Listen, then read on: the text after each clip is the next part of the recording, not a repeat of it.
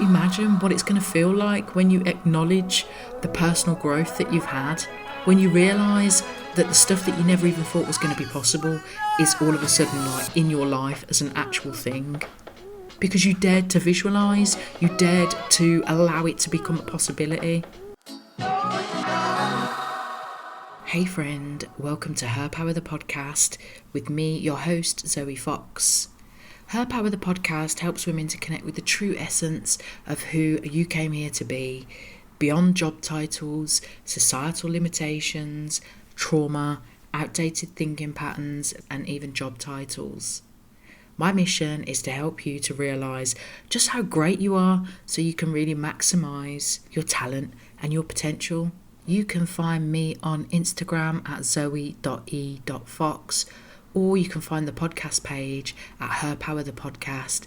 I would love it if you would come and join us over on the socials. So we did a thing this week. Me, the royal we. I announced the name change of the podcast, and you know what? It's gone down really, really well. It's been something I've been wanting to do for a while. If you're a regular listener, you'll have heard me talk about it. So I finally feel like I am wearing the right clothes now. It feels congruent with who I am, what I'm trying to do, what my message is, and who it is that I'm trying to reach, because it is all about the gal them, my sisters, women, beautiful, amazing, powerful women. Honestly, I've got so much love and respect for women, and I'm so grateful to be a woman, as much as sometimes it can feel like a heavy burden to bear with some of the things we have to go through. Yeah, it's powerful being a woman. I just feel very grateful to be working in a space where I'm helping women to discover how they can unlock that power within them, and just seeing women glow up on a soul level. That's powerful. That's motivation for me every day to do what I'm doing.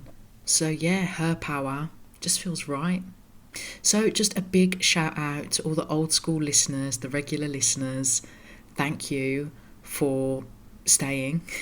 And to all the new listeners as well. I know there's been a few people that have said since we've changed the name, oh, it sounds great, I'll have to give it a listen. I'm like, it's literally just the same thing it's always been. I've just changed the name of it. So it's interesting how a name impacts people's perception of things. I'm sure many of you, if you're on social media, will have started to see the Spotify Wrapped data that's been coming out lately. Now, Spotify, as someone that is married to a man in the music business, I've got a love-hate relationship with Spotify, because I do think that artists should be better respected, and like what they get paid is absolute peanuts, considering the craft, and the amount of time that goes into making music, and how little the artists get paid through Spotify. It's a bit of a travesty and a total liberty. It really devalues the amount of love and heart and soul and creativity that goes into creating music, especially when I'm sure Spotify's, CEO and the top cats in the company are probably getting paid quite handsomely. And what did they do? They invented a platform, which is what makes it sad, because the actual creators are the ones that are going hungry. But anyway, I don't think I'll be getting a Spotify podcast deal anytime soon, but we have to speak our truth. That said, it was interesting to see the data that came out around the podcast. I won't lie, it was quite novel to discover that I was in the top 15% of the globally most shared podcasts, and also that I'm a top 10 podcast for 57 fans, a top 5 podcast for 42 fans, and I'm the number 1 podcast for 14 fans. So shout out to my mom and my brother and my best mate, because I know that you guys listen. So that's 3 of the 14. So to the rest of you who we are appearing in your top 10 podcasts, top 5 podcasts, whatever, top 1, like, big love. I also should add a disclaimer in case you think I sound drunk or something, right? I'm recording this episode at night. It's 9 o'clock. I'm exhausted. Part of my spinal cord injury lifestyle means that I get really fatigued, and I'm usually ready for bed by now.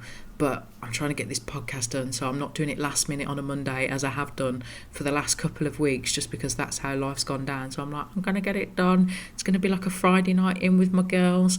But here I am, absolutely exhausted.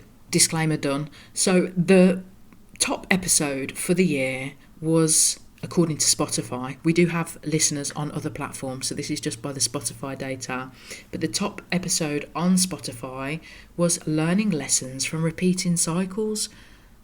Very interesting. I'm going to do an end of the year roundup, so I'll dive back into that episode and see what were some of the bits in there that seemed to resonate the most. And what I'm going to do at the end of the year is go through the top 5 most popular episodes for the year, and I'll do a little bit of a summary episode of the key points.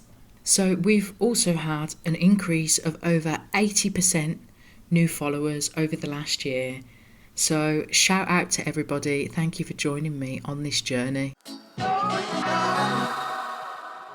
So it is December. Can you believe it? The last month of the year. It's like we just blinked and 2022 is almost over and done. What a year it's been though. What a year it has been. How's it been for you? I'm wondering overall. Another thing I'm wondering is, how are you feeling at this time of year? I know it can be a really difficult time for a lot of people. There's people out there with complex family dynamics, which means, planning around Christmas can be a little bit of a nightmare. Or maybe there's someone that you're going to miss this Christmas, someone who's been absent a few Christmases and there's a big empty hole where they're meant to be. Or maybe you've got a small human or small humans, like times however many. So there's that pressure for you to deliver this huge pile of presents that people seem to be posting on their social medias at Christmas. Some people have got mountains of presents taller than the tree, and I'm talking like 6-foot trees. So there can be a lot of pressure on parents at this time of year to deliver and to perform and to keep up with the Joneses. So, it's fair to say that Christmas can be tough for a lot of people for many different reasons, and people can find themselves under immense pressure. Now, I've got a 3-year-old. She's amazing, and she gets quite overwhelmed with stuff like that, presents and gifts. I remember last year at Christmas it was just like, whoa, it was too much. We didn't even go mad, but it was too much. And I see these present fests and I'm like, how can the children even appreciate any one of these things when there's so much stuff? It's just like total gift overwhelm, isn't it? It's like a chocolate cake. A slice is nice. You'll enjoy a slice, but if someone tries to force the whole cake down your throat, you're probably going to feel a little bit sick. You're not going to enjoy the entire cake as much as you would a single cake. And I'm starting to laugh because I'm remembering many moons ago, me and my mate Colette got a little taste for the Marks and Spencer's creme brulee, like the mini one. And then we discovered that they did a big one in the blue crockery pot. So we were like, oh my gosh, look, they do a whole creme brulee. Because the small one wasn't enough, we were like, yeah, let's get a big one each.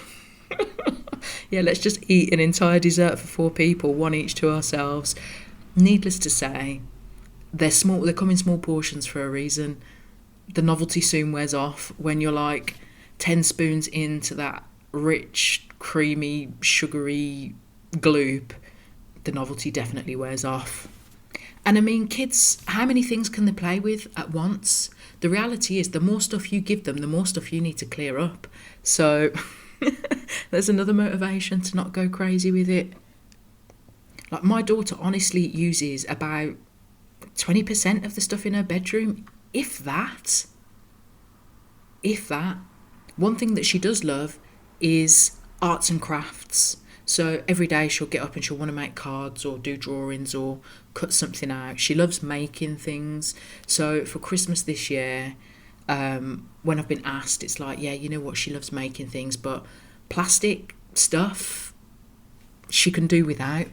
And don't get me wrong, there's some good toys out there, but at 3 years old, I'll be honest, she's not really into anything. She doesn't have any sort of fixations on any of these, like Paw Patrol or whatever other kids programs there are. She doesn't have any mad connections with them in that sense. So she's not like wanting, Coco Melon everything or Paw Patrol everything or whatever.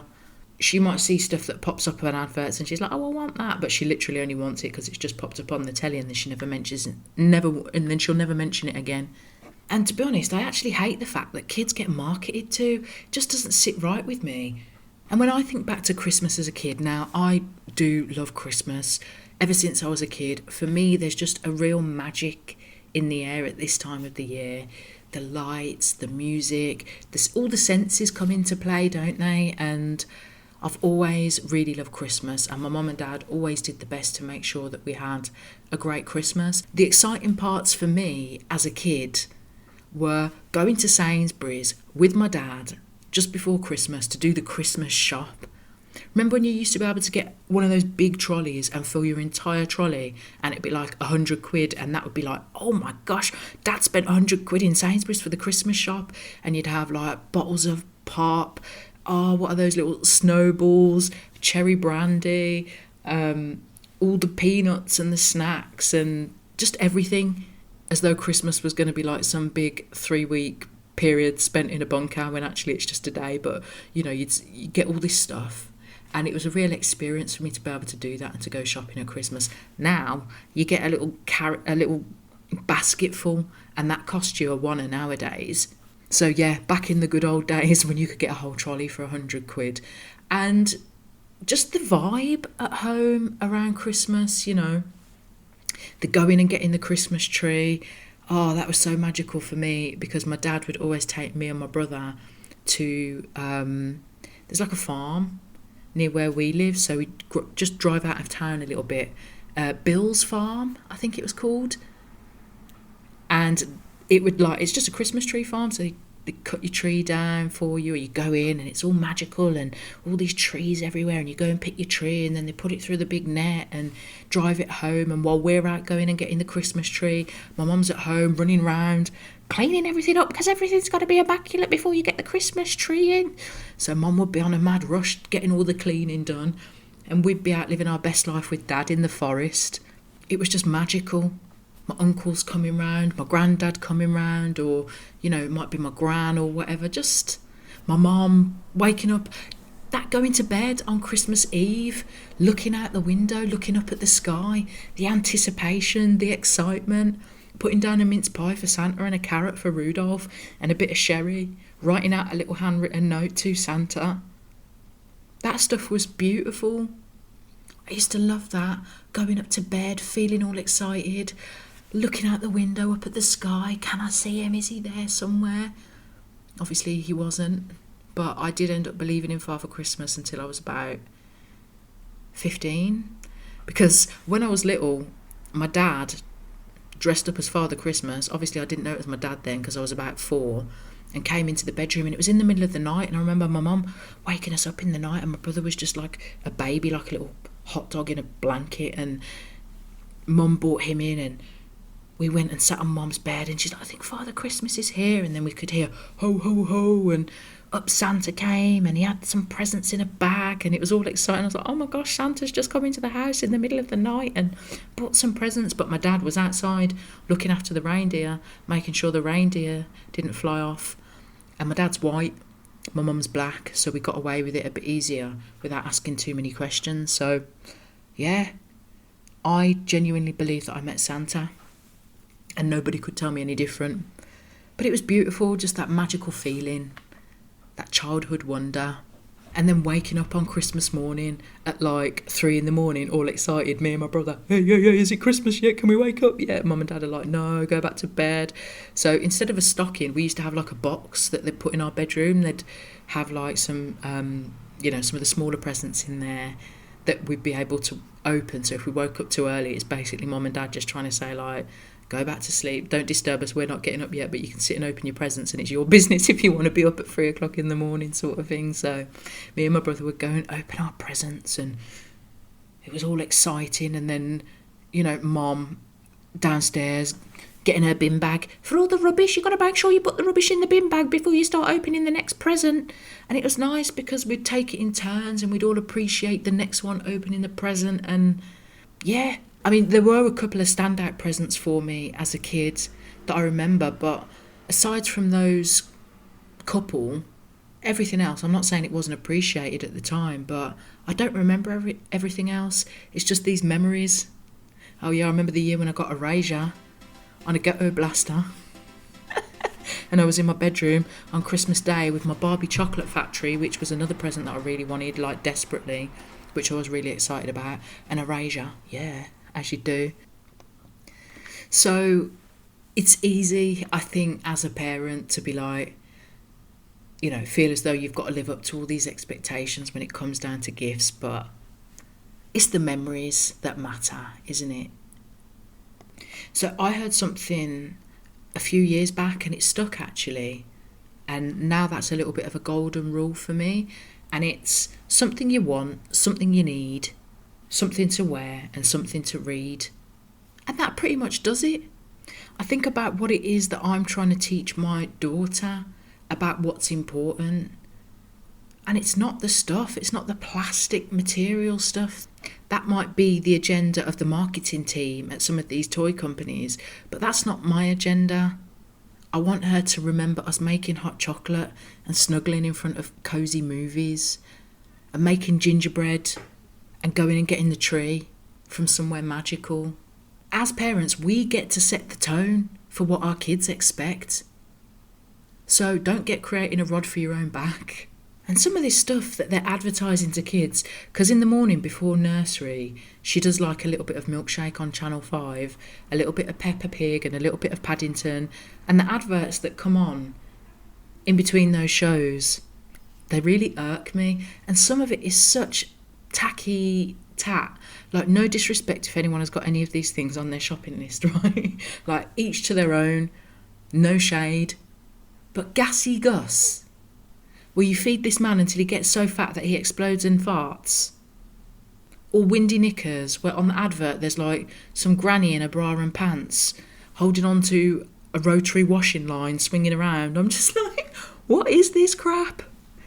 Now I definitely feel like one of those old mums. What is this rubbish that these kids today are into? So anyway, before Christmas comes, I generally do a little bit of a declutter through my daughter's things, the stuff that she's accumulated over the year. Her birthday's at the very beginning of March as well, so we tend to get like a new intake of stuff. And the stuff that used to serve her no longer serves her as she grows up. The stuff from like 1 to 2 is no good for her anymore. 2 to 3, she's looking at 3 to 4. So we go through, take out all the stuff that no longer serves her and take that to the baby bank where it can be loved again. And in doing that, that creates more space in her room for stuff that is more aligned with where she is now. So in that, when we think about ourselves, how much stuff are we living with that isn't really serving us? And I know there's been a bit of a theme over the last sort of few episodes, but I really feel like that's where the energy is at, especially now we're coming in to the end of the year, getting ready for a new year. What are we releasing? What are we decluttering? And what are we making way for? There's going to be past energies that you're still holding on to, outdated thinking patterns that are still looping around in your brain. All this stuff taking up space in your energy field. So earlier in the year, in August in fact, I did an episode which was about a life audit. I'll link it in the show notes. And with that episode, we went through just sort of reviewing our values really to make sure that we're on track for making the most of the year coming up. Because I'm a firm believer, I don't really buy into New Year's resolutions. I'm more of on a daily basis, constantly reviewing, tweaking, taking action, rather than just waiting for this period at the beginning of the year where we put all of this pressure on us to become this thing or do this thing, and then we sort of lose steam and give up on the resolutions. But instead of it being some big thing, just let's turn it into a constant project where we're consistently being mindful of where we're at, where we need to tweak, where we need to make adjustments. So, in this episode, really, I'm just inviting you to connect in with yourself. And I think a good way to do that is always through just taking a nice deep breath, breathing right into your belly and exhaling out your mouth. And in doing that, it just allows you to bring your attention inwards. Obviously, if you're driving, you've got to keep your attention on the road. But if you're just about the house, or if you're walking, or if you're out in nature, take a moment to connect it with your breath. Bring your mind inside, away from the distractions of everything that's going on around you. If you've got a notepad, then that's a Brucey bonus. If you don't, that's cool. Just make a mental note of what comes up into your head. And what I would invite you to do is just observe what's the first thing that comes up before your brain gets involved and starts giving its feedback.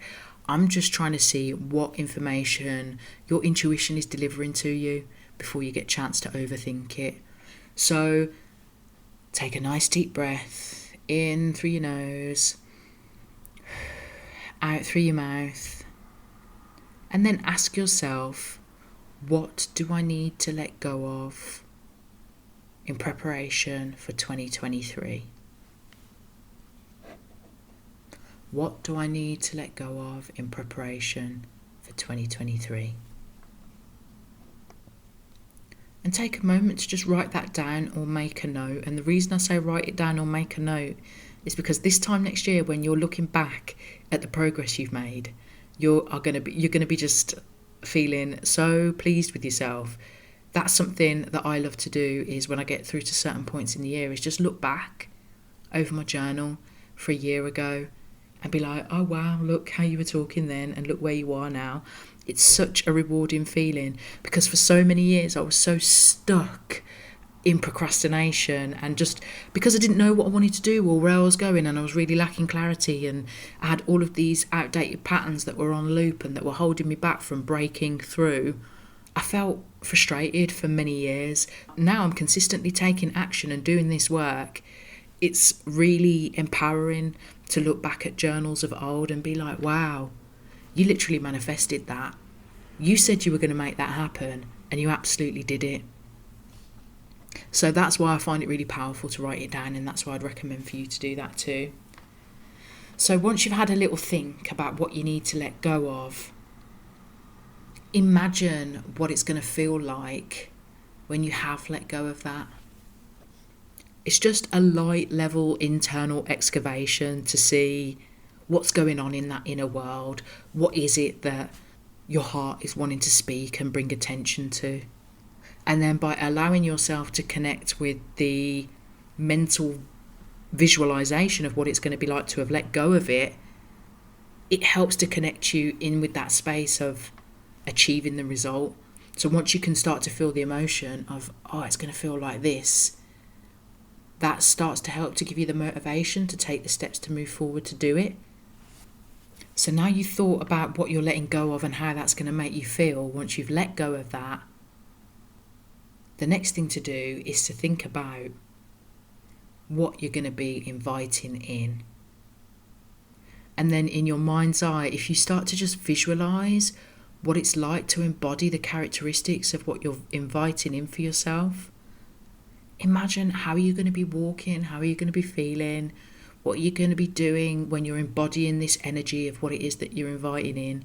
And don't underestimate this work, these simple actions and these simple activities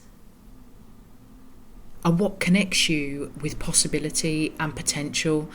The minute that you begin to open your mind to the possibilities of letting this go or inviting this in, you're connecting with that energy of possibility, which then helps it to become manifest.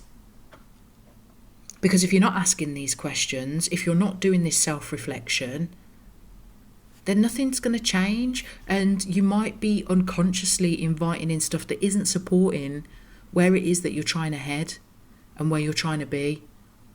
I had goals and visions for the longest, but I wasn't necessarily reviewing myself in the way that I am now. Like if I go back 10 years ago, I had so much hope and ambition, but I wasn't really questioning some of the stuff that wasn't serving me so much. I just wasn't as mindful. And since I've been so much more actively mindful, the results and the change in my life has just been mind blowing, which is why I'm here like preaching this stuff, because I'm like, this stuff makes a difference. So imagine this time next year when you've let go of what you're letting go of and you're embodying what you've envisaged for yourself. Imagine how proud you're going to feel. Like, just take a minute to imagine what it's going to feel like when you acknowledge the personal growth that you've had, when you realise that the stuff that you never even thought was going to be possible is all of a sudden like in your life as an actual thing. Because you dared to visualise, you dared to allow it to become a possibility. One of the things that I wanted to let go of last year was the sense of being a victim around my spinal cord injury. It's like, yeah, my injury, it's changed my life, but I don't want to dwell within the sorrow of the injury. I don't want it to just be a story of victimhood. And I remember late last year, having a few press opportunities come up and actually turning them down because I didn't want it to just be like me playing this mini violin. Oh, look at what happened to me. What a sad little life. I want my story to be one of the comeback.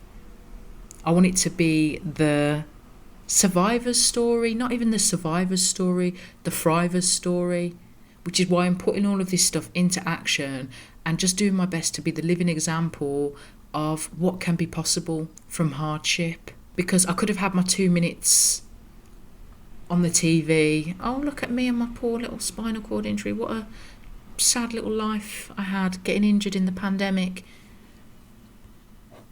But then what?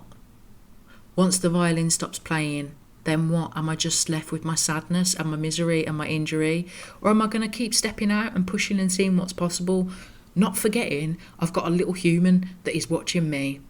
She's watching my every move. So what am I teaching her? Am I showing her that once hardship hits, that's it, you put your feet up, you sit down, you cry and you stay there? No. I'm showing her that despite what happens, anything can be possible. And it might take me a little bit longer and slower to get there because I'm dealing with the injury and the impact that that has on my day-to-day ability to function as one might like to. But she's seeing me going for it. She's seeing me achieving stuff regardless. And that's what my story is. It's a story of thriving beyond surviving. So yeah, at the time it was like, oh, I'm turning down these big national TV opportunities, but that's not my destiny. And now I'm glad I did. Even at the time I was like, oh, this is quite a big opportunity, but what? For everyone on the news to feel sad for a bit while I tell this story of woe is me? There's enough doom and gloom on the news. Why am I going to add my story to that? No, it's not a sad story. It's the story of the birth of something beautiful. And another one of the greatest lessons that I've learned over the last year is that you have to be creative and active in creating your own possibilities. Like, there's no point in sitting there being humble, waiting for somebody to be like, oh, look, isn't this an exceptional human with wonderful talent? Let's create an opportunity for them. If there's something you want, you've just got to go and do it. And this is the thing. It's like, I feel as though we live in a time where everybody wants everything instantaneously. It's the now generation. But, you know, everything, it does take work.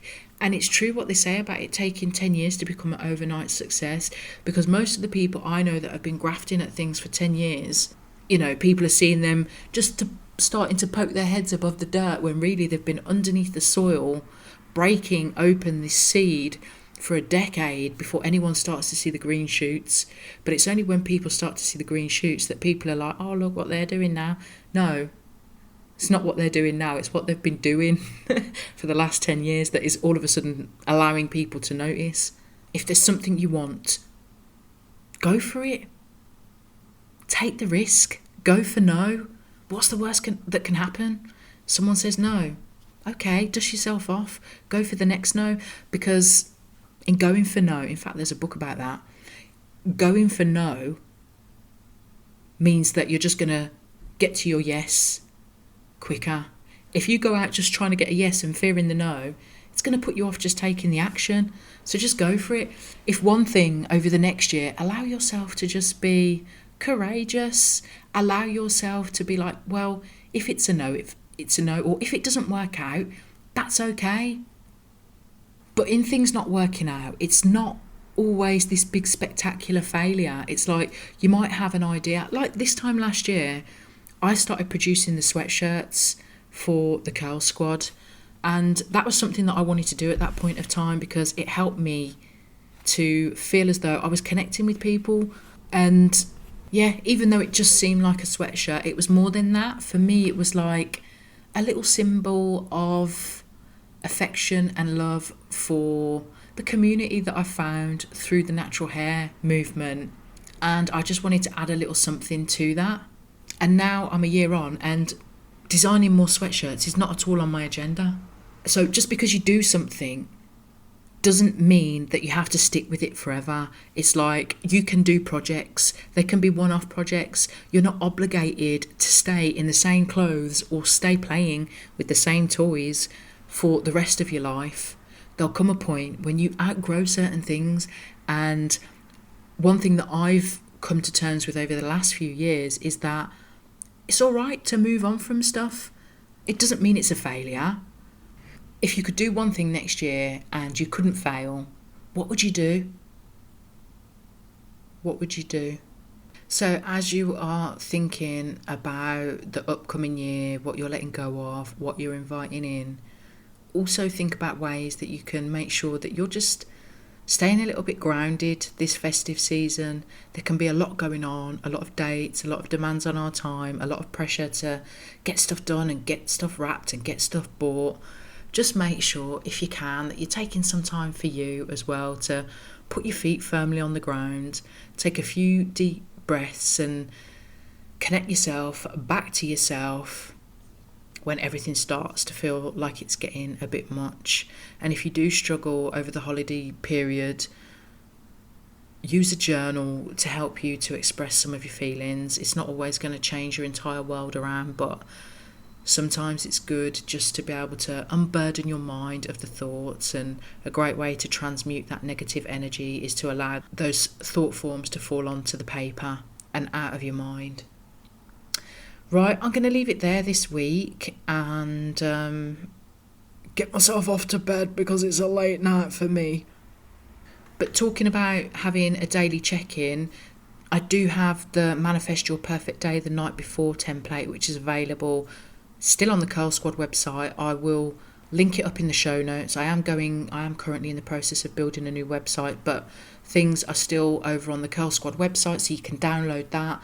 That is going to help you to check in with yourself every single day, help yourself feel grounded, connected, present, and clear on the day ahead, so you're not dealing with too much overwhelm.